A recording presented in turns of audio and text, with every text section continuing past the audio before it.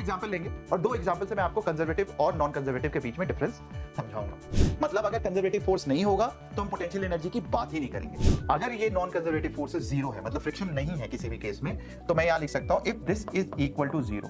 और दूसरा पॉइंट ये बोलता है कि भाई अगर मैं इस चीज को, अगर ये जीरो है तो इस चीज को उठाकर अगर इधर ले जाऊं, तो नेक्स्ट पॉइंट आल्सो सेज, ये बोलता है कि potential energy of a particle in a space is given by u is equal to x square plus y square. Find the force associated with the potential energy. अगर acceleration constant है तो मुझे पता है कि v is equal to u plus at, मतलब acceleration तो निकालना ही है और देखना है कि एक्सेलरेशन कांस्टेंट है या वेरिएबल है। हेलो मेरे प्यारे बच्चों, क्या हाल चाल है और कैसे चल रही है आपकी तैयारी? आज हमारा आखिरी लेक्चर है वर्क बाय एनर्जी का और इसमें हम बात करने वाले हैं कंजर्वेटिव फोर्सेस और उससे रिलेटेड जो एनर्जी है या पोटेंशियल एनर्जी आप उसको बोल लो, उसकी बातें करने वाले हैं, कैसे आपस में रिलेटेड है। और ये टॉपिक जेई मेन में इतना इंपॉर्टेंट नहीं है क्योंकि पिछले 2-3 सालों में एक या दो सवाल आए हुए हैं इससे रिलेटेड, बट जेई एडवांस में ये टॉपिक काफी इंपॉर्टेंट है। तो जो बच्चे 2026 की तैयारी कर रहे हैं, मैंने बताया ये सीरीज आपके लिए गोल्ड माइन है। प्लीज इसको अच्छे से फॉलो करना विद पेन एंड कॉपी, शिद्दत से हर एक क्वेश्चन जो मैं कराने वाला हूँ क्लास में आप नोट करना। जैसे आप कोई भी लेक्चर अटेंड करते हो ऑफलाइन ऑनलाइन क्लासेस, बिल्कुल उसको डिटेल्ड में वैसे ही अटेंड करना, सीरियसली एंड शिद्दत से। तो आपका जो फिजिक्स है उसका डर खत्म हो जाएगा और आपका लेवल बिल्कुल एनहांस हो जाएगा। तो चलो स्टार्ट करते हैं आज का lecture, potential energy and conservative forces. Forces मैंने आपको पिछले लेक्चर्स में बताया था कि फोर्सेस जो है उनके टाइप्स होते हैं। तो फोर्स, अगर मैं इसकी बात करूं तो फोर्स इज कांस्टेंट और वेरिएबल, इसकी हम बात कर चुके हैं, कांस्टेंट या वेरिएबल। और दूसरा वैरायटी है फोर्स का, इसको मैं बोलता हूं कंजर्वेटिव एंड नॉन कंजर्वेटिव। आज हम इसकी बात करने वाले हैं। पहले लेक्चर में हमने कांस्टेंट एंड वेरिएबल की बात करी थी, आज हम कंजर्वेटिव एंड नॉन कंजर्वेटिव की बात करने वाले हैं। अब कंजर्वेटिव फोर्सेस क्या होता है, कई लोग बहुत सारे डेफिनेशंस देते हैं, बट मैं दो एग्जांपल लेंगे और दो एग्जांपल से मैं आपको कंजर्वेटिव और नॉन कंजर्वेटिव के बीच में डिफरेंस समझाऊंगा। तो सबसे पहले एक एग्जांपल लेते हैं कि एक ब्लॉक है, लेट्स टेक अ ब्लॉक, और इस ब्लॉक को किसी एक हाइट h तक लेके चले जाते हैं। एक ब्लॉक है मास m का और इस ब्लॉक को हम h हाइट से ऊपर की ओर लेके चले जाते हैं। जब मैंने इसको h हाइट से ऊपर लेके गया तो मान लो इस पोजीशन को मैं बोल देता हूं 1 और इसको मैं बोल देता हूं 2, और फाइनली इसको घुमा के किसी भी पाथ से मैं इसी जगह पे वापस लेके आ जाता हूं। मतलब दिस इज ग्राउंड, इस ग्राउंड पे वापस लेके चला जाता हूं किसी और पाथ से। अब मैं आपसे बोलता हूं कि वर्क डन बाय mg 1 से लेके 2 तक लिखो और 2 से लेके इसको मैं बोल देता हूं 1 डैश, यहां तक लिखो। तो क्या आप कर सकते हो? जल्दी से बताओ मुझे करके अपनी कॉपी में कि क्या वर्क डन फ्रॉम 1 to 2 कितना होगा और 2 से लेके 1 डैश तक वर्क कितना होगा।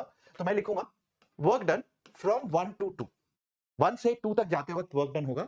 वर्क डन क्या होता है? अगर फोर्स क्या लग रहा है इसके ऊपर, mg का फोर्स लग रहा है, और डिस्प्लेसमेंट किधर हो रहा है? ऊपर की ओर हो रहा है, तो वर्क डन पॉजिटिव होगा नेगेटिव होगा? आपको अभी तक बता चुका हूं कि अगर फोर्स नीचे लग रहा है और डिस्प्लेसमेंट ऊपर हो रहा है तो वर्क डन इज नेगेटिव। तो मैं लिखूंगा यहां पे work done is negative and that is equal to minus mg into h, इतना हो जाएगा। अब अगर मैं बोलूं कि 2 से 1 डैश तक क्या होगा, तो आपने ये पढ़ा है कि भाई फोर्स के डायरेक्शन वाला डिस्प्लेसमेंट किसी भी पाथ से मैं लेके जाऊं इसको, यहां पे फोर्स के डायरेक्शन वाला जो डिस्प्लेसमेंट है मैं उसी की बात करता हूं। तो यहां पे वर्क डन, या फिर मैं इसको अलग अलग तरीके से भी बना सकता हूं कि मान लो x में इसका डिस्प्लेसमेंट कुछ x हुआ और y में इसका डिस्प्लेसमेंट कुछ y हुआ। Therefore I can say कि डिस्प्लेसमेंट इसका हुआ x i cap, displacement is x i cap. इसको मैं पॉजिटिव मान लूंगा और इसको नेगेटिव मान लूंगा, ठीक है? क्योंकि ऐसा है, ये x एक्सिस है, ये y एक्सिस है, इधर जाती हुई सारी चीज पॉजिटिव, ऊपर जाती हुई सारी चीज, इसको सॉरी y और ये x हो गया, तो ऊपर जाती हुई सारी चीज पॉजिटिव और राइट को जाती हुई सारी चीज पॉजिटिव। तो मैं लिख लूंगा x i cap minus y j cap. और फोर्स किधर लग रहा है? फोर्स लग रहा है माइनस mg, और किस डायरेक्शन में लग रहा है? ये j कैप में लग रहा है। और इसका डॉट प्रोडक्ट निकाल लेंगे क्योंकि वर्क डन क्या होता है? Force dot displacement. अब आप देखो I और J, इनका डॉट प्रोडक्ट क्या हो जाएगा? 0 हो जाएगा, एंड J और J इसका डॉट प्रोडक्ट क्या हो जाएगा? इसका डॉट प्रोडक्ट 1 हो जाएगा, and therefore it will be equal to minus into minus, ये प्लस हो गया, mg इंटू y। तो ये आ जाएगा mg इंटू y, और y कितना है? y is nothing but h। तो मैं लिख सकता हूं इट इज प्लस mgh। और ये बिना किए हुए भी आप बता सकते थे, अभी तक आपने वर्क पर एनर्जी में इतना तो सीख ही लिया है कि अगर mg जैसा फोर्स है तो जिस डायरेक्शन में लग रहा है उस डायरेक्शन के डिस्प्लेसमेंट की हम बात करते हैं, and therefore work done bye mg from 2 to 1 dash, मतलब 1 से 2 पाथ इंडिपेंडेंट हो गया, किसी भी पाथ से लेके जाऊंगा तो ये इतना ही आएगा, 2 से 1 dash it will be equal two plus mgh आएगा। अब नेट वर्क डन, अगर मैं बोलूं नेट वर्क डन मतलब यहां से मैं लेके गया और उसी जगह पे उसी लेवल पे लेके आ गया, या फिर मैं अगर बोलता हूं 2 से वापस 1 पे लेके आ गया, तो तो वर्क डन कितना हो जाएगा, net work done from 2 to 1 plus work done from 1 से लेके 2। अगर मेरे को ये निकालना है तो इस पे क्या हो जाएगा, 2 से 1 ये हो जाएगा प्लस mgh और 1 से 2 हो जाएगा minus mgh and this is equal to 0 and this is a important point in the definition of conservative forces कि जब भी हम conservative forces को इंट्रोड्यूस करते हैं तो ये वाला पॉइंट सबसे क्रिटिकल और सबसे इंपॉर्टेंट होता है। एक और एग्जांपल देखेंगे बिफोर वी कंक्लूड कि कंजर्वेटिव फोर्सेस क्या होते हैं, उसको कंक्लूड करने से पहले एक और एग्जांपल देखेंगे, ठीक है। चलो अगला एग्जांपल देखते हैं। मान लो एक ब्लॉक को मैंने एक फ्रिक्शन वाले टेबल पे रखा है और उसमें मैं ब्लॉक को 1 से 2 पोजीशन पे लेके जा रहा हूं। इस ब्लॉक को मान लो 1 पोजीशन से मैं 2 पोजीशन पे लेके जा रहा हूं and this block is kept on a table with some friction. तो वर्क डन अगर मैं बोलूं 1 से 2 तक ले जाते वक्त work done by friction, friction कितना लगेगा, अगर मैं 1 से 2 की ओर लेके जा रहा हूं तो फ्रिक्शन पीछे की ओर लग रहा होगा एंड फ्रिक्शन अगर पीछे की ओर लग रहा होगा तो वर्क डन कितना हो जाएगा, मान लो इस डिस्प्लेसमेंट को बोल देते हैं, इस डिस्टेंस को बोल देते हैं s, यहां से लेके यहां तक डिस्प्लेसमेंट इज h। तो मैं वर्क डन फ्रॉम 1 से 2 क्या हो जाएगा, माइनस म्यू mg, ये फ्रिक्शन की वैल्यू हो गई, friction is equal to mu into n और यहां पे ऊपर की ओर n लग रहा है, नीचे की ओर mg लग रहा है and therefore friction is equal to minus mu into n into displacement s और फोर्स पीछे लग रहा है एंड डिस्प्लेसमेंट आगे हो रहा है तो वर्क डन क्या हो जाएगा, नेगेटिव हो जाएगा। Very simple. अब वर्क डन 2 से 1, अब मान लो 2 से 1 तक लेके जाते हैं तो वर्क डन क्या होगा, इसकी बात कर लेते हैं। सो एक बार इसको रब कर देता हूं मैं। अब हम 2 से लेके 1 तक की बात कर रहे हैं और अब मैं पूछ रहा हूं आपसे कि वर्क डन कितना होगा, कैलकुलेट करके मुझे बताओ।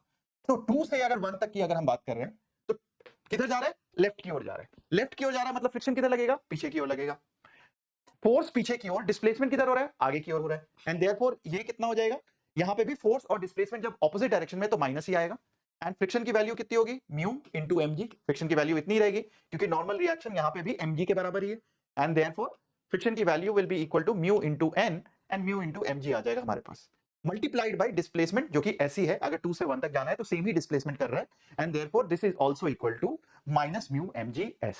अब टोटल वर्क डन फ्रॉम 1 से 2 प्लस 2 से 1, अगर मैं ये टोटल वर्क डन की बात करूं तो ये कितना हो गया, माइनस दोनों ऐड कर देंगे, minus mu mg multiplied by 2 into s, ये आपके पास ये आ गया।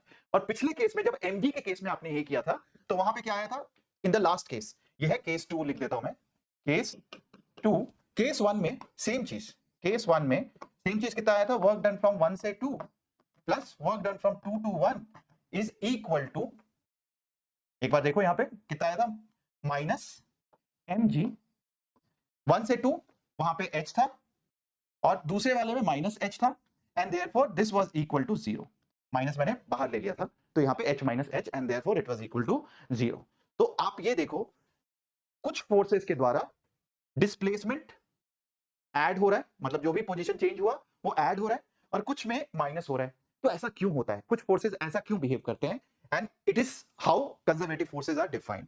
तो क्या होता है कंजर्वेटिव फोर्स का डेफिनेशन, कि एक ऐसा फोर्स जिसके द्वारा work done for a cyclic path, cyclic path का मतलब जहां से मैं लेके गया और वहीं तक लेके आया, अगर वर्क डन उसके द्वारा, किसी भी फोर्स के द्वारा वर्क डन 0 हो रहा है तो हम उस टाइप के फोर्स को कंजर्वेटिव फोर्स बोलते हैं। ये चीज समझ में आया, जिस जगह से मैं लेके गया और वापस किसी भी पाथ से कोई फर्क नहीं पड़ता है, अगर मैं उस जगह पे लेके आया और वर्क डन अगर 0 है तो जो भी फोर्स उस समय लग रहा है that force is conservative in nature, ठीक है। तो मैं अगर मैं लिखना चाहूं यहां पे तो मैं लिख सकता हूं एक बार कि कंजर्वेटिव फोर्सेस, सबसे पहला डेफिनेशन क्या हो गया कंजर्वेटिव फोर्स का,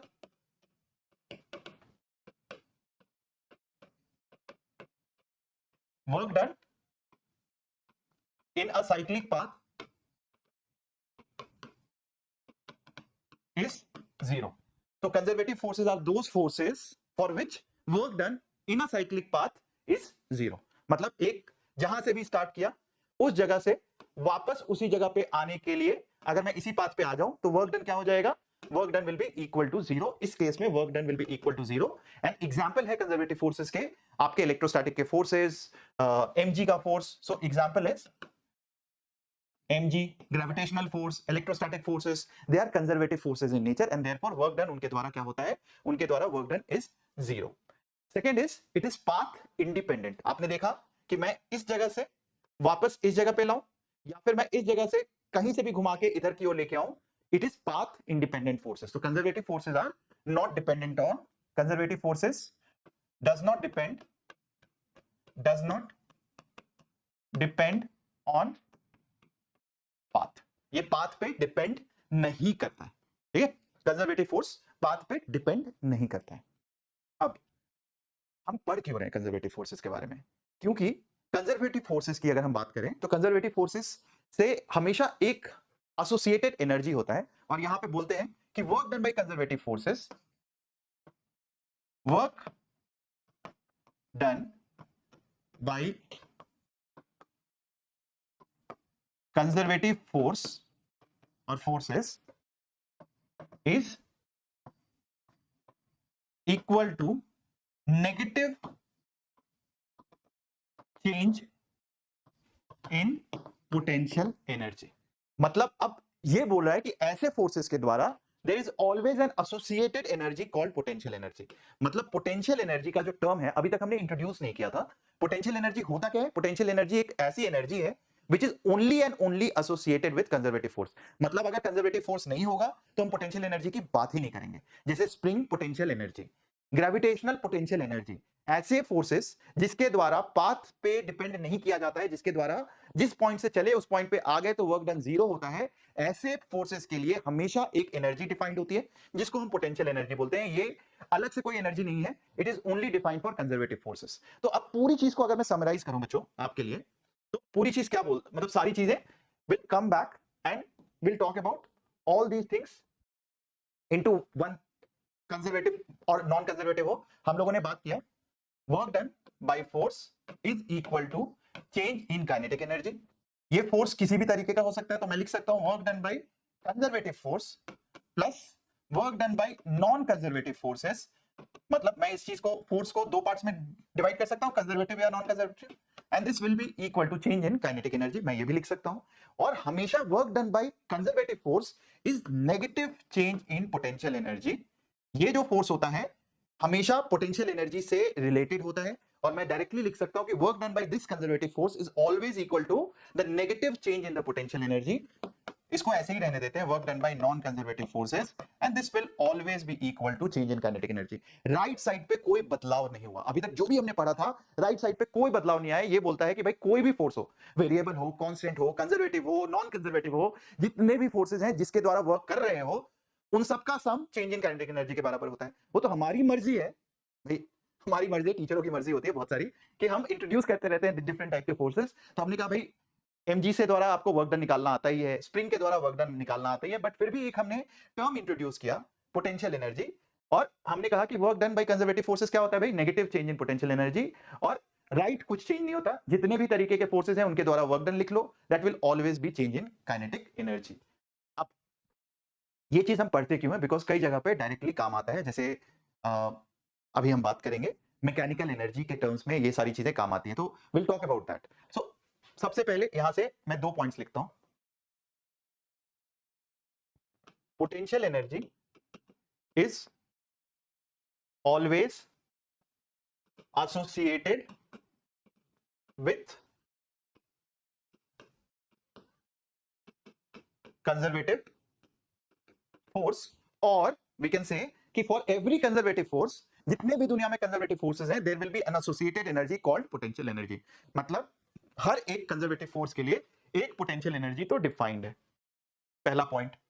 दूसरा पॉइंट ये कैसे डिफाइंड है कि भाई work done by conservative forces is always equal to negative change in potential energy, और F डॉट dx, वर्क तो यही होता है, या F dot ds is equal to negative change in potential energy, यही होता है. And therefore I can say force is equal to minus du by dr कर लो, dx कर लो, तो force is equal to negative.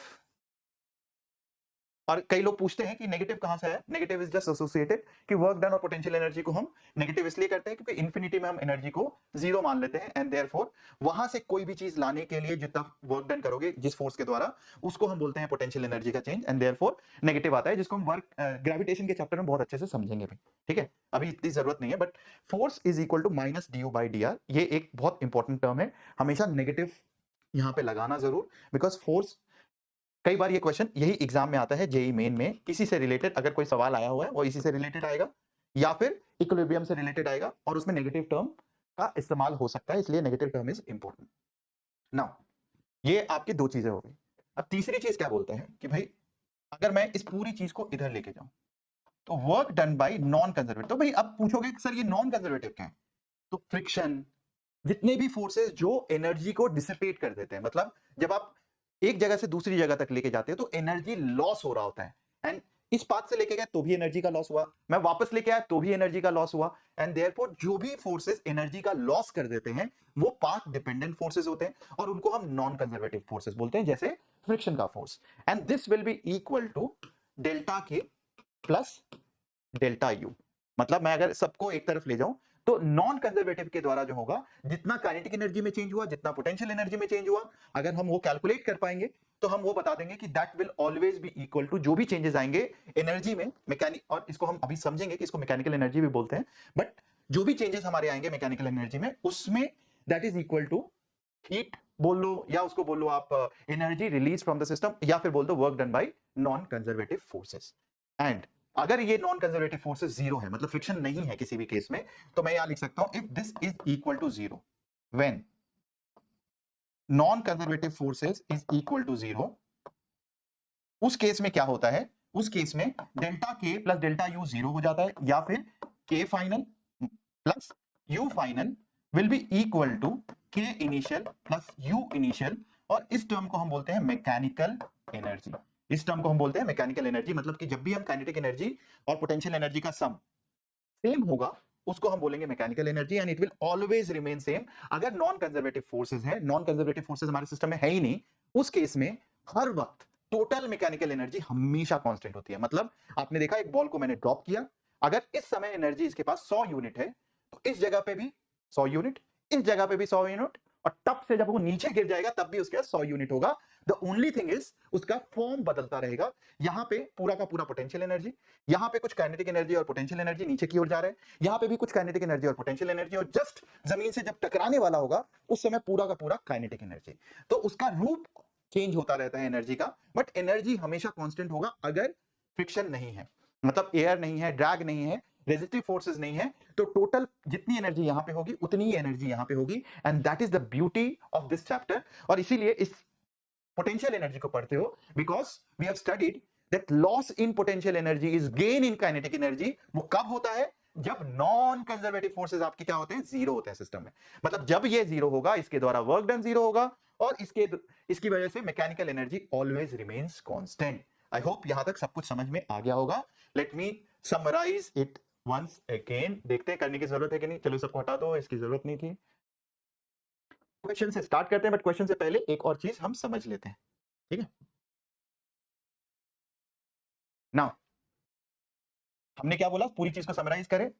Simple है, अगर आप फोर्सेस को आइडेंटिफाई करते हो आपको कुछ करने की जरूरत नहीं है। Work done by any force is equal to change in kinetic energy. This is beautiful work energy theorem, जिसमें अगर आपको पोटेंशियल एनर्जी नहीं आता है, आपको कंजर्वेटिव नॉन कंजर्वेटिव के बीच में डिफरेंस नहीं आता है, आपको कोई डरने की जरूरत नहीं है। आप फोर्सेस एक ऑब्जेक्ट के ऊपर लिख लो, उसके द्वारा जितना भी वर्क डन होगा, हर एक फोर्स के द्वारा जो वर्क डन होगा, जो अभी तक सीख चुके हो, वो आप कैलकुलेट कर लो, and that will always be equal to the change in kinetic energy. अब ये जो लेक्चर है आज का, ये एडिशनल चीजें डिफाइन करा रहा है। ये बोलता है वर्क डन बाय, इसी चीज को हमने और फर्दर इलाबोरेट कर लिया कि कंजर्वेटिव और नॉन कंजर्वेटिव के द्वारा लिख दिया, तो ये आ गया चेंज इन पोटेंशियल एनर्जी। फिर हमने बोला कि भाई ये जो चीज होता है ये negative change in potential energy होता है, तो ये ऐसे का ऐसा आ गया, नया फॉर्म आ गया।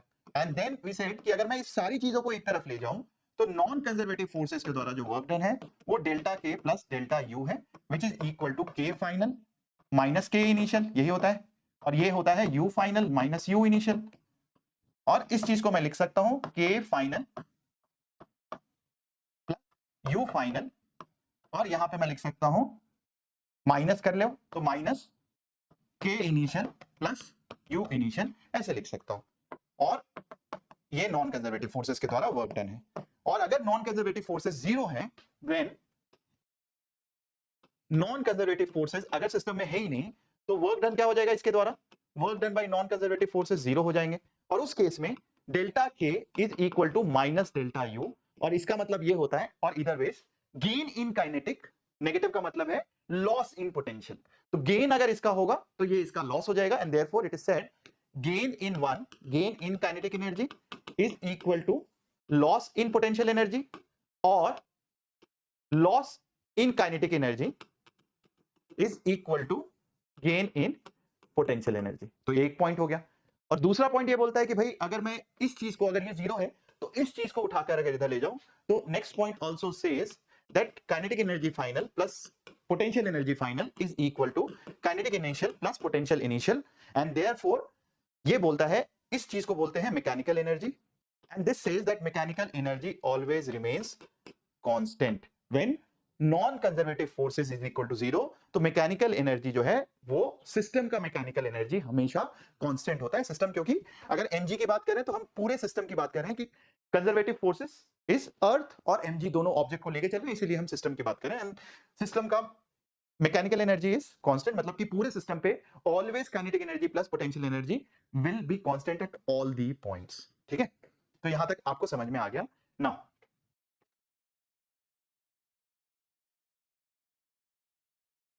Conservative force is equal to, हमने क्या बोला, conservative force is equal to minus d u by d r. अब क्योंकि फोर्स जो है ये एक वेक्टर क्वांटिटी है, लेकिन पोटेंशियल एनर्जी एक स्केलर क्वांटिटी है, तो मैं इसको कैसे रिलेट करूं, और इसके ऊपर काफी सवाल यही एडवांस में जरूर आते हैं। तो इसको बोला जाता है कि जब भी मुझे इस टाइप से फोर्स और पोटेंशियल एनर्जी को रिलेट करना है तो मैं अलग अलग कर लूंगा। Force is equal to minus del U by del X. क्या होता है मैं अभी डिफाइन करता हूं। F Y is equal to minus del U by del Y, and F Z is equal to minus del U by del Z.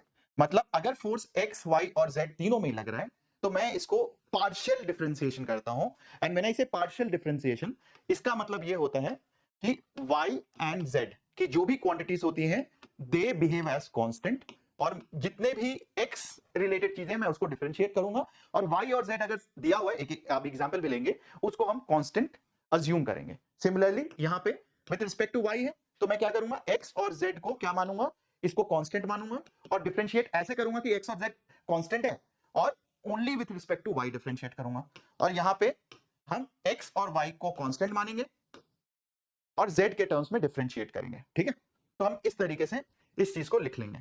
Now अगर मुझे force दिया होता, कि फोर्स दिया होता मान लो F X I cap plus F Y J cap, इस तरीके से फोर्स दिया हुआ है, और मुझे पोटेंशियल एनर्जी निकालना है, तो पोटेंशियल एनर्जी कैसे निकालूंगा, change in potential energy is equal to minus, क्योंकि माइनस साइन भूलना नहीं है, इज इक्वल टू, माइनस लिख दिया हमने, it is F dot D r, ये ऐसे लिखा मैंने, तो माइनस एफ क्या था यहां पे, F X I cap plus F Y J cap dot D R हो जाएगा D X I cap plus D Y. इस पूरी चीज को मैं लिख सकता हूं D X I cap plus D Y J cap, and therefore this will be equal to integration F X D X plus integration, यहां पे भी माइनस ही लिख लेता हूं मैं,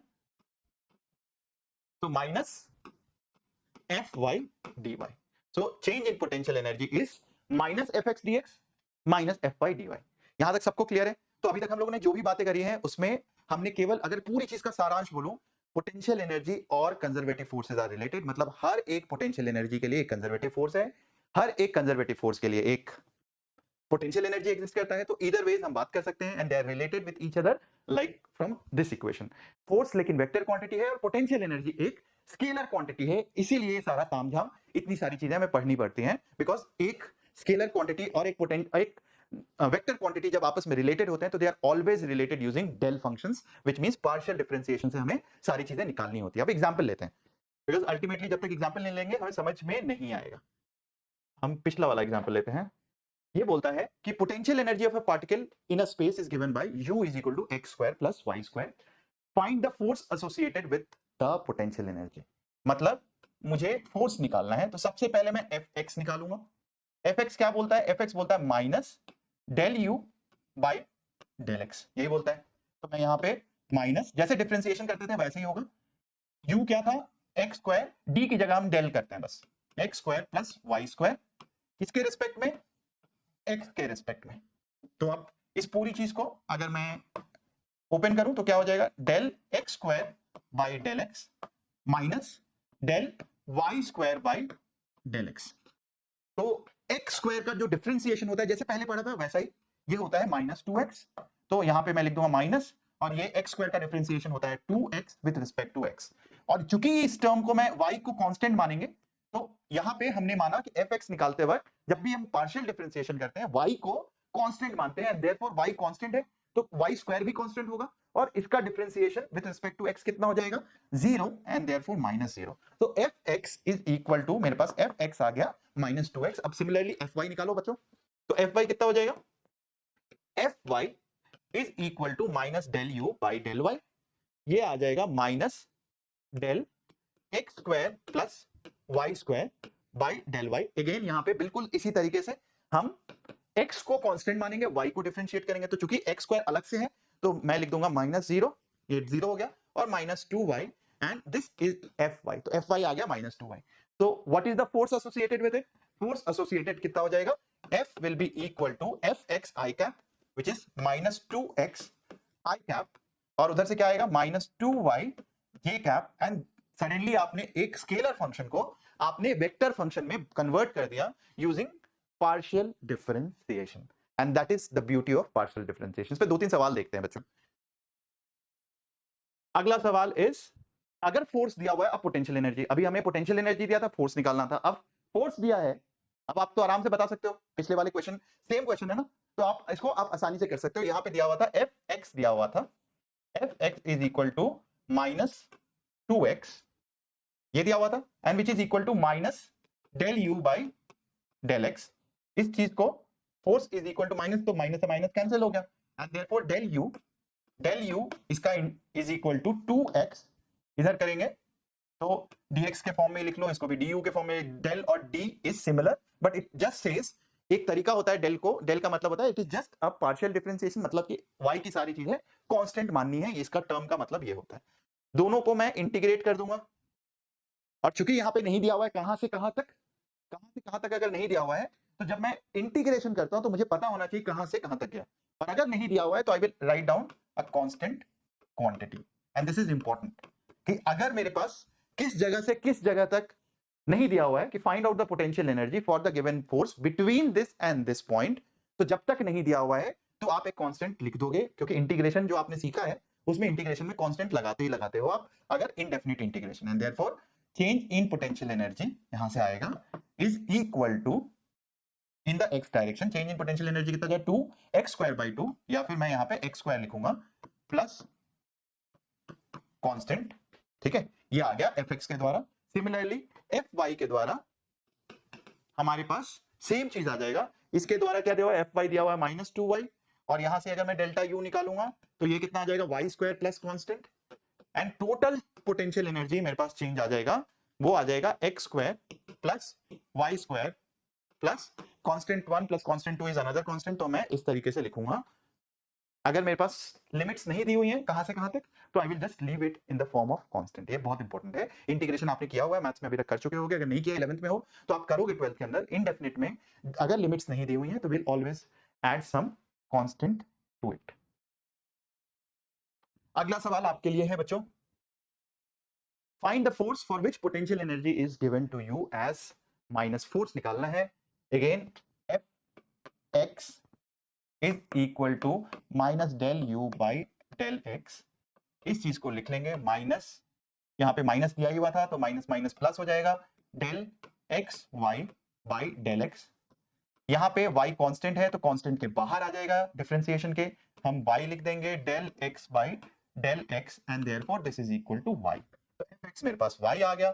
सिमिलरली fy जो है minus del u by del y हो जाएगा, सिमिलरली माइनस माइनस प्लस हो गया, del X Y by del Y. अब यहां पे किसको कांस्टेंट मानेंगे, x को कांस्टेंट मानेंगे, डिफरेंशिएशन से बाहर आ गया तो डेल को d ही समझ के डिफरेंशिएट करना, कोई कंफ्यूजन नहीं रखना, एंड देयरफॉर x बाहर आ गया, x del y by del y, and therefore this is equal to x, and net force is F is equal to Fx I cap plus Fy j cap, and this is equal to Fx कितना है, y I cap plus x j cap। ये आ गया। और अगर magnitude की बात करें तो X square plus Y square हो जाएगा। सो एफ का magnitude will be equal to under root of X square plus Y square हो जाएगा। अगर मान लो एक्सेलरेशन पूछा होता तो एक्सेलरेशन होता एफ का मैग्नीट्यूड डिवाइडेड बाय मास। ठीक है, एक्सेलरेशन का मैग्नीट्यूड हो गया। और अगर मुझसे एक्सेलरेशन वेक्टर फॉर्म में पूछा होता तो सिंपली इनको मैं मास से डिवाइड कर देता तो मेरे पास एक्सेलरेशन वेक्टर फॉर्म में आ जाता। कुछ भी पूछा होता मैं आसानी से कैलकुलेट कर सकता हूं बच्चों। Now let's move and look at this question. इसको खुद से ट्राई करो, ए बी सी डी क्या आंसर आएगा कमेंट बॉक्स में बताओ मुझे। ठीक है, तो जो भी बच्चे बाद में वीडियो देख रहे हैं उनको कमेंट बॉक्स में ए बी सी डी बताना है मुझे। इस क्वेश्चन के लिए एक ही क्वेश्चन है जो ऑब्जेक्टिव वाला है। तो potential energy of a particle is given by blah blah where X and particle starts from rest. यहां दिया हुआ है देखो, particle starts from rest from origin then the speed of the particle at t is equal to 2 seconds.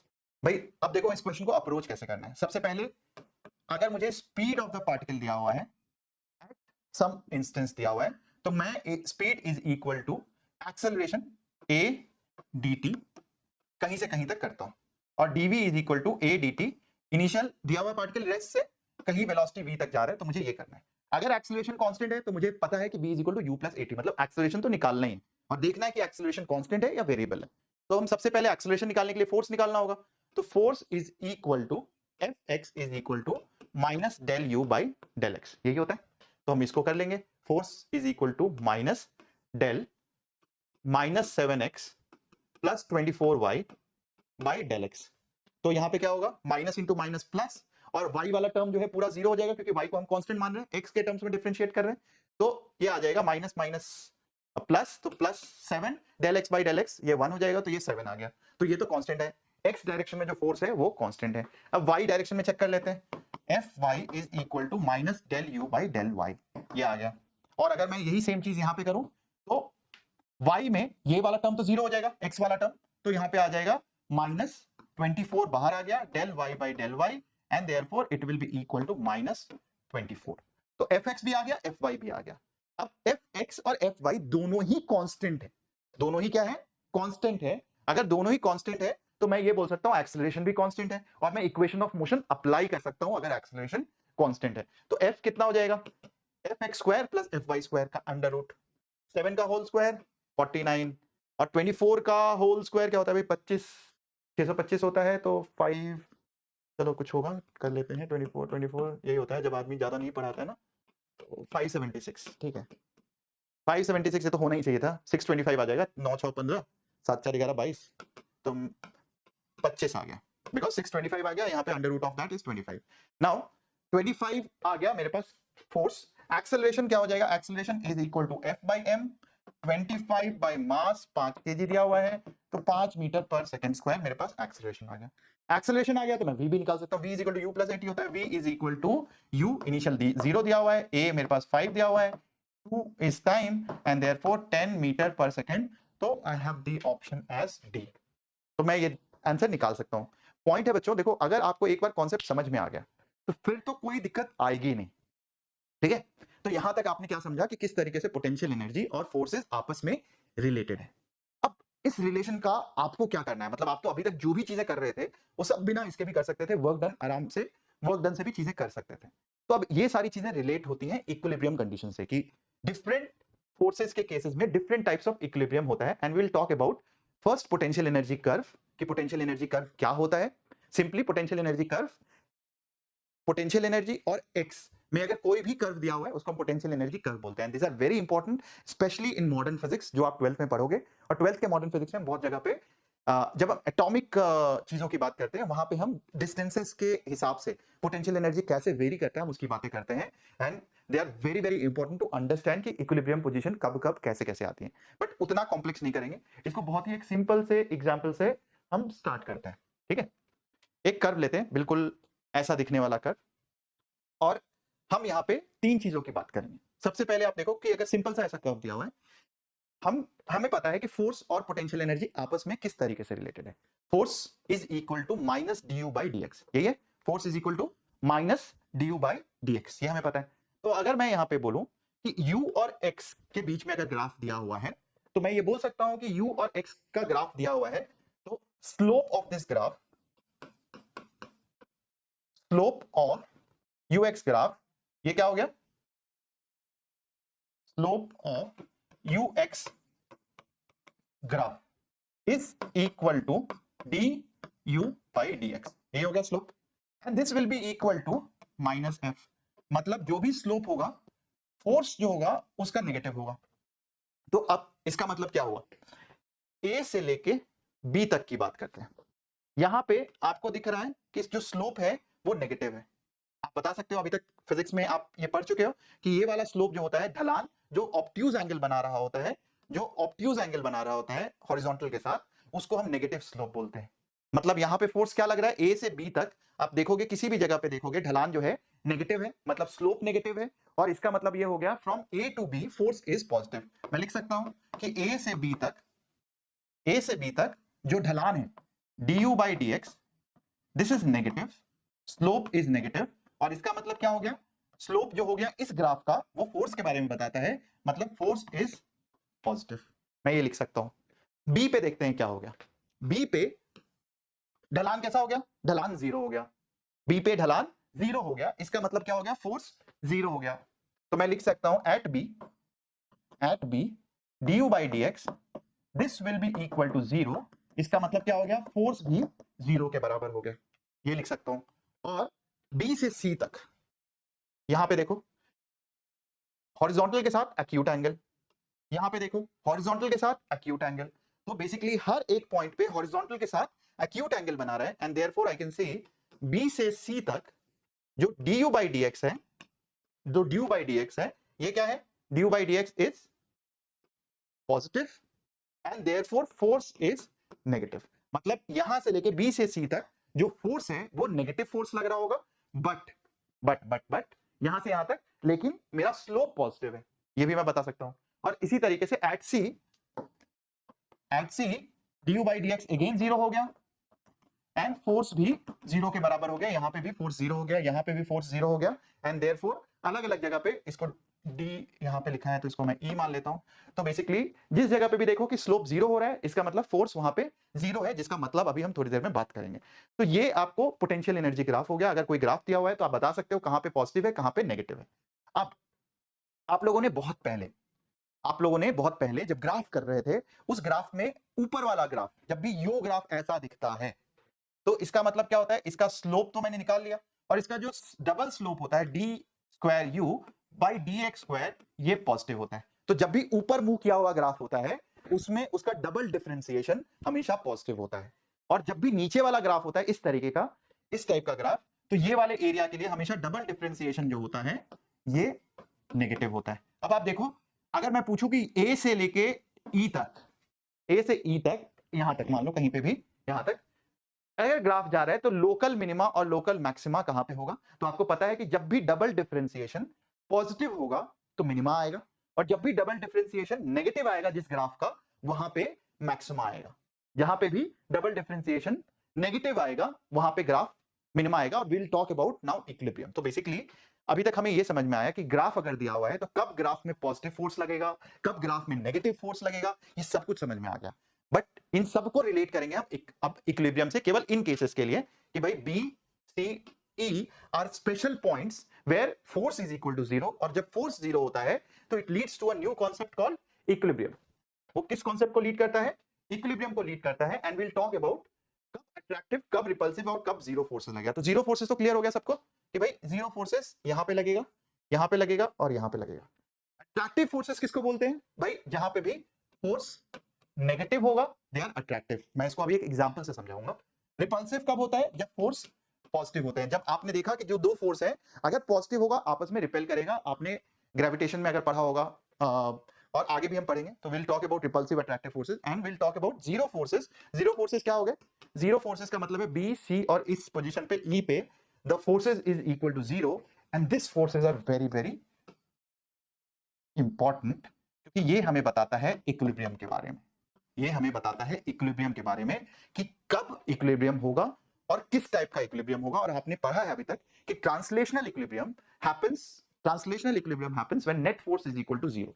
तो equilibrium कब होगा, जब net force zero होगा। इस केस में हम बात करते हैं ट्रांसलेशनल इक्विलिब्रियम की। किस टाइप के इक्विलिब्रियम की, ट्रांसलेशनल इक्विलिब्रियम की हम बात करते हैं। जब भी नेट फोर्स जीरो होता है और ये इक्विलिब्रियम भी तीन तरीके से डिफाइंड होता है, stable, unstable and equilibrium neutral. ये तीन तरीके से डिफाइन होता है, स्टेबल इक्विलिब्रियम, अनस्टेबल इक्विलिब्रियम या न्यूट्रल इक्विलिब्रियम। जब भी फोर्सेस जीरो होंगे तो उस केस में हम बात करेंगे, जब भी फोर्सेस जीरो होंगे तो यहां तो या तो स्टेबल होगा या अनस्टेबल होगा या न्यूट्रल होगा। और आपको क्लियर है कि यहां पे आप देखो फोर्स क्या है, यहां पे फोर्स वाज पॉजिटिव और यहां पे फोर्स इस साइड पे बी के राइट हैंड साइड पे फोर्स क्या है, नेगेटिव। तो पॉजिटिव से नेगेटिव फोर्स जब भी जा रहा होता है या फिर डबल डिफरेंशिएशन, और इसको मैं एग्जांपल से अभी समझाऊंगा, जब भी डबल डिफरेंशिएशन पॉजिटिव आएगा तो हमेशा स्टेबल इक्विलिब्रियम होगा। जब भी डबल डिफरेंशिएशन पॉजिटिव आएगा तो हमेशा स्टेबल इक्विलिब्रियम होगा। एक एग्जांपल से समझाऊंगा, बहुत प्यारा सा एग्जांपल है। और जब भी अनस्टेबल इक्विलिब्रियम की हम बात करते हैं, मतलब कि जब भी पॉजिटिव से वापस नेगेटिव फोर्स, मतलब positive force, sorry negative force से पॉजिटिव फोर्स की ओर जाएगा, तो उस केस में D square you by D x square is less than zero. हम इसकी बात करते हैं अनस्टेबल की। और डी न्यूट्रल कब होता है, जब डबल डिफरेंशिएशन में कोई चेंज ही नहीं आता है, मतलब एक जगह से उठा के पार्टिकल को दूसरी जगह रख दो, कोई चेंज नहीं आएगा, तो हम स्टेबल, अनस्टेबल या न्यूट्रल की बात करते हैं। बट सिंपली जब थ्योरी पढ़ाते हो, मैथ्स करते हो, तो कुछ समझ में नहीं आता है। इसको एग्जांपल से देखते हैं। मान लो मैं एक कटोरा लेता हूं और इस कटोरे के अंदर बॉल रख देता हूं इस तरीके से। इस बॉल को जब मैं यहां से इस डायरेक्शन में लेके जाऊंगा या इस बॉल को मैं इस डायरेक्शन में लेके जाऊंगा, क्या होगा, ये वापस यहां पे अगर मैंने लीव कर दिया इस बॉल को, this will come back to this position. इस जगह पे भी अगर मैंने यहां पे लीव कर दिया, it will come back to its original position. मतलब यहां पे तो इक्विलिब्रियम में था। इक्विलिब्रियम का मतलब है यहां पे नेट फोर्स क्या है, नेट फोर्स जीरो है। लेकिन उसको मैं राइट को मूव करूं या लेफ्ट को मूव करूं, मैं कहीं पे भी मूव करूंगा, पार्टिकल वापस अपनी जगह पे आएगा। एंड देयरफॉर ये जो इक्विलिब्रियम पोजीशन है, ये इक्विलिब्रियम पोजीशन क्या हो गया, ये स्टेबल इक्विलिब्रियम पोजीशन हो गया। मतलब मैं अगर यहां पे करूंगा, एक नेगेटिव फोर्स उसको वापस से इधर लेके आ रहा है, इक्विलिब्रियम पे लेके आ रहा है, इधर से वापस एक नेगेटिव फोर्स इस जगह से ऑपोजिट डायरेक्शन में जो लगने वाला फोर्स है, मतलब कि इस डायरेक्शन में जो mg का कंपोनेंट होगा, वो वापस इसको न्यूट्रल पोजीशन पे लेके आएगा। And therefore this particular kind of equilibrium is known as stable equilibrium. तो जब भी इक्विलिब्रियम होता है, सबसे पहला पॉइंट आपका du by dx, ये चीज जीरो होता है। So for equilibrium, for any equilibrium, मतलब translational, for any translational equilibrium, translational का मतलब एक रोटेशनल भी होता है, बाद में करेंगे हम रोटेशनल। तो जब भी इक्विलिब्रियम होगा तो पहला पॉइंट तो बहुत क्लियर है, du by dx जीरो होगा। सेकंड पॉइंट होगा कि जब मैं डबल डिफरेंशिएट करता हूं, ये हमेशा पॉजिटिव आना चाहिए, मतलब ऊपर मुंह खुला होना चाहिए इस तरीके से। इसका डबल डिफरेंशिएशन हमेशा ही पॉजिटिव आता है, तो double differentiation should be positive. इसका दूसरा तरीका है, जब भी एग्जाम में अगर आपके सवाल आए बच्चों, तो आप क्या करो, वैल्यूज ले आओ, वैल्यूज पुट करके देख लो मिनिमम जिसमें आएगा। So this means minimum potential energy. So basically ये इसका मतलब क्या होता है, इसका मतलब होता है कि जो भी वैल्यू यहां पे आया, उस वैल्यू पे जो पोटेंशियल एनर्जी है वो क्या है, minimum potential energy. So stable equilibrium happens at minimum potential energy. तो जब भी एक ऑब्जेक्ट के पास मिनिमम पोटेंशियल एनर्जी होगा, उस केस में इक्विलिब्रियम जो होगा वो स्टेबल इक्विलिब्रियम होगा। और अगर मैं इसी केस को चेंज कर दूं, मान लो कटोरे को उल्टा रख देता हूं, अब सेम चीज करता हूं कि मैं इस बॉल को हल्का सा भी रिलीज कर देता हूं ऑन ईदर साइड, क्या होगा, टक टक टक टक टक टक बॉल यहां आ जाएगा, टक टक टक टक टक बॉल यहां आ जाएगा। मतलब दोनों तरफ बॉल जो है टप्पा खा जाएगा नीचे की ओर, ऊपर अपने आप नहीं आ पाएगा। इस टाइप के इक्विलिब्रियम में जब यहां पे अभी भी फोर्स क्या है, जीरो है, लेकिन इक्विलिब्रियम मतलब क्या है, देयर इज एन इक्विलिब्रियम। तो सबसे पहला पॉइंट हमने क्या लिखा कि for any equilibrium du by dx should be equal to zero. Force is equal to minus d u by dx, कोई फर्क नहीं पड़ता है, क्योंकि राइट हैंड साइड पे जीरो है इसलिए मैंने माइनस नहीं लगाया, तो ड्यू बाई dx जो हो गया वो जीरो हो गया। अब सेकंड पॉइंट क्या बोलता है कि डबल डिफरेंशिएट कर लो। अगर आपको ज्यादा शक हो रहा है कि भाई डिफरेंट किस टाइप का इक्विलिब्रियम है, ये नेगेटिव आना चाहिए, मतलब कि नीचे की ओर करने वाला मुंह वाला जो होता है, इसका डबल डिफरेंशिएशन हमेशा ही नेगेटिव आएगा। और इस टाइप का इक्विलिब्रियम या इस टाइप का पोटेंशियल एनर्जी क्या होगा, maximum potential energy. So unstable equilibrium also relates to maximum potential energy. इस केस में मैक्सिमम पोटेंशियल एनर्जी होता है। अब न्यूट्रल क्या होता है बच्चों, न्यूट्रल अगर आप देखोगे तो न्यूट्रल होता है, अब ये टेबल मान लो, इसको मैंने यहां से खिसका के यहां रख दिया, भाई ये ऐसे का ऐसा रहेगा, इधर खिसका के रख दिया ऐसे का ऐसा, यहां भी f is equal to zero है, यहां भी f is equal to zero है, यहां भी f is equal to zero है, मतलब इसका स्टेट चेंज ही नहीं हुआ। अब अगर ऐसा केस है, तीनों ही केस में कहीं भी खिसकाओ, इक्विलिब्रियम इज ऑलवेज मेंटेन्ड, ऐसे केस को न्यूट्रल इक्विलिब्रियम बोलते हैं। और यहां पे अगेन पहला केस तो रहेगा ही, du by dx ये जीरो होगा। सेकंड, डबल डिफरेंशिएशन इसका जो भी पॉइंट यहाँ पे आएगा वो भी 0 आएगा, एंड देयरफॉर ऐसे केसेस को न्यूट्रल इक्विलिब्रियम बोलते हैं। और यहाँ पे पोटेंशियल एनर्जी ग्राफ आपको बिल्कुल फ्लैट दिखेगा, टाइम के साथ या एक्स के साथ चेंज नहीं होता हुआ दिखेगा। जब भी ऐसा दिखे तो वो न्यूट्रल इक्विलिब्रियम होगा। ठीक है, तो आपको यहां तक समझ में आ गया सब कुछ, स्टेबल, अनस्टेबल, न्यूट्रल, किस तरीके से फोर्स जब जीरो होता है उस केसेस के लिए हम इक्विलिब्रियम डिफाइन करते हैं, और जब इक्विलिब्रियम होता है तो वो भी 3 तरीके का होता है, स्टेबल, अनस्टेबल और न्यूट्रल। और इस पे जेईई एडवांस में काफी बार सवाल आ चुका है।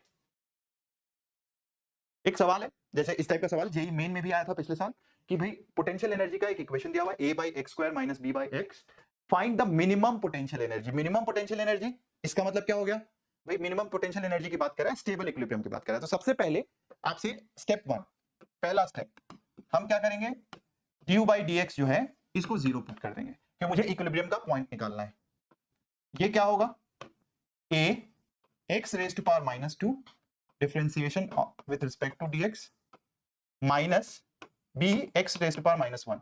हमेशा इक्विलिब्रियम के सारे क्वेश्चन में x नीचे होता है, मोस्ट ऑफ द क्वेश्चन जो भी आपसे पूछा जाएगा उसमें x आपको जनरली नीचे दिया जाएगा, और इसीलिए हमेशा इसके पावर को ऊपर -2 -1 ऐसे करके लिख लो, it will help you solve questions easily. तो हमने यहाँ पे क्या किया, डिफरेंशिएशन a को बाहर निकाल लिया, x की -2 है तो क्या होगा डिफरेंशिएशन, x -2 -1, और जो -2 है वो बाहर आ जाएगा, तो -2a x raise to power -3 ये आ जाएगा। और यहाँ पे डिफरेंशिएट करेंगे तो क्या आ जाएगा, -b बाहर आ गया, x रेज़ टू पावर -1 तो -1 तो यहाँ बाहर आ गया, and x raise to power -1 which is -2, and this will be equal to 0। तो यहाँ x -3 है और यहाँ x -2 है, और मैं यहाँ पे लिख सकता हूँ x रेज़ टू पावर -2, अगर मैंने कॉमन ले लिया तो यहाँ हो जाएगा b, ये रह गया माइनस माइनस प्लस हो गया, -2a into x raise to power -1, ये रह गया, and this will be equal to 0। तो या तो x 0 होगा, जो पॉसिबल नहीं है, क्योंकि अगर 0 हो गया तो ये इनफाइनाइट हो जाएगा, पोटेंशियल एनर्जी इंफिनिटी पे चला जाएगा जब x क्या होगा, 0 हो जाएगा, या ये वाला टर्म 0 हो जाएगा। और ये वाला टर्म 0 का मतलब क्या है, b is equal to 2a by x, या फिर x is equal to 2a by b, ये हमारे पास आ गया। तो x कितना हो गया, 2a by b हो गया, and this is the point of minimum potential energy निकालना है, तो ये वैल्यूज वहां पे डाल दो, यहाँ पे डाल दो, मुझे चेक करने की जरूरत ही नहीं। 2 पॉइंट्स है ना, 0 आया, 0 पे क्या है, इंफिनिटी, दूसरी वैल्यू ऑब्वियसली मिनिमम होगी। तो अगर 2 वैल्यू आए हैं, एक पे इंफिनिटी है तो दूसरा तो मिनिमम होना ही होना, मुझे चेक करने की जरूरत नहीं। किसी को चेक करना है तो डबल डिफरेंशिएट करके चेक कर लेना, ठीक है, इस वैल्यू को वहां पुट कर लेना, and that will always come out to be आपके पास पॉजिटिव ही आएगा। ठीक है, तो करके आप देख लेना। Now the second point is कि फाइंड द मिनिमम, तो आप इसमें वैल्यूज पुट कर लेंगे, मिनिमम पोटेंशियल एनर्जी निकालना है, मैं उसमें वैल्यूज डालूंगा तो मेरे पास आंसर आ जाएगा, u minimum is equal to x की वैल्यू कितनी आ गई, 2a by b, तो इसका हो जाएगा 4a square by b square minus b by x which is 2a by b। तो यहाँ पे a है ना, ठीक है, तो यहाँ से a से ये a कैंसिल हो जाएगा, और ये आ जाएगा आपके पास नीचे 4a का मतलब है b square minus 2b square, and therefore minimum is minus b square by 4a। ये आपके पास वैल्यू आ जाएगी -b स्क्वायर बाई 4a। आप इसको एक बार चेक कर लेना, प्लस माइनस देख लेना, सही है गलत है वो भी एक बार खुद से देख लेना। The important thing is concept, मेरी क्लासेस में जो भी हम सीखते हैं वो कॉन्सेप्ट रिलेटेड चीजें होती हैं। और अब अगर मैं पूरे इस लेक्चर को समराइज करूं, अभी तक के जितने भी वर्क एनर्जी पावर की सारी चीजों को समराइज करूं, it is simply summarized as, अभी तक की सारी चीजें समराइज करेंगे तो simply work done by all forces is change in kinetic energy, force F1 plus F2 plus F3 is equal to change in kinetic energy। और भी बहुत सारे फोर्सेस हो सकते हैं, अलग अलग फोर्सेस के द्वारा वर्क डन करोगे तो सबका काइनेटिक एनर्जी के बराबर चेंज आएगा। Now this forces can be conservative, this forces can be non conservative, this forces can be constant, variable constant क्या होता है, mg होता है, वेरिएबल क्या होता है, kx होता है, दोनों ही kx और mg कंजर्वेटिव फोर्सेस होते हैं। और constant force which is a friction, kinetic friction force, वो क्या हो जाएगा, वो एक नॉन कंजर्वेटिव फोर्स हो जाएगा। सो forces can be of any type, but all work done by all forces is related to change in kinetic energy। और finally आपने पढ़ा कि भाई conservative forces is negative change in potential energy, so minus du by dr, it is related, conservative forces is related to potential energy as this। ये आपने 3 concepts पूरे इस chapter में पढ़े हैं। इसके अलावा आपने पावर पढ़ा था कि पावर जो है ये average power is delta W by delta T and instantaneous power is again delta dW by dt और ये चीज हमारे पास F dot V where force is constant और अगर पावर कांस्टेंट है तो P into T is equal to delta T क्योंकि work done is equal to delta K and therefore P into dt PT हो जाएगा अगर P is constant। तो ये आपने ये तीन चीजें पावर की पढ़ी है, वर्क में केवल इतनी सारी चीजें हैं and this concludes the entire chapter of work energy and power. इसके अलावा वर्क में वर्टिकल सर्कुलर मोशन है, लेकिन वर्टिकल सर्कुलर मोशन एक अलग ही चैप्टर की तरह हमें पढ़ना चाहिए rather than actually concluding it in as a part of work। although vertical circular में बहुत सारी वर्क की सारे फंडे लगते हैं, उसमें फोर्स के भी फंडे लगते हैं। तो will talk about vertical circular motion as a part of next chapter. ठीक है बच्चों, चलो ऑल द बेस्ट। अगर आपको ये वीडियो पसंद आ रहा है तो please give me a thumbs up, इसको शेयर कर दो और इसी तरीके से और वीडियोस को देखने के लिए और अच्छे से फिजिक्स को समझने के लिए कीप फॉलोइंग योर लवली सा चैनल